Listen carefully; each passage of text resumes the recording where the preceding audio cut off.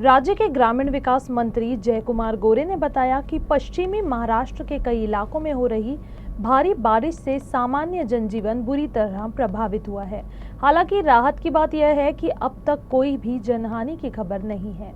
उन्होंने बताया कि नदी किनारे बसे गांवों में प्रशासन 24 घंटे अलर्ट मोड पर है। जिन गांवों से संपर्क टूट गया है वहां के निवासियों को सुरक्षित स्थानों पर स्थानांतरित करने के आदेश दिए गए हैं। वहीं जहां फसलें बर्बाद हुई है वहां पंचनामा करने के भी निर्देश दिए गए हैं।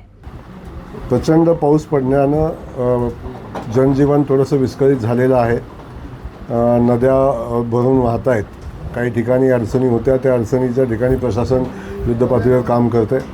प्रशासनाला 24 तास अलर्ट राहून जे नदीकाठची गावं आहेत, ज्या ठिकाणी संपर्क तुटण्यासारखी परिस्थिती अशा ठिकाणची काही लोक आहेत, वस्ती आहेत, यांना योग्य ठिकाणी हलवण्याच्या सूचना दिलेल्या आहेत आणि ज्या ज्या उपाययोजना त्या परिस्थितीमध्ये करणं गरजेचं आहे, त्या सगळ्या उपाययोजना करण्यासंदर्भातल्या सूचना दिलेल्या आहेत।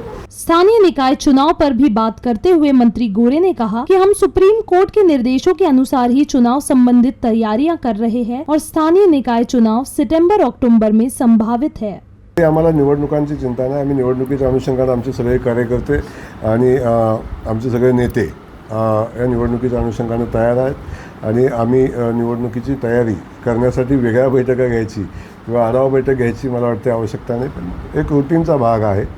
जिल्हा परिषद ही व्यवस्था ग्रामीण भागासाठी सगळ्यात महत्त्वाची व्यवस्था आहे। या व्यवस्थेचा कामकाजाचा आढावा घेणं आणि सामान्य माणसाला या माध्यमातून न्याय देणं हे माझ्या दृष्टीने सगळ्यात महत्त्वाचं होतं।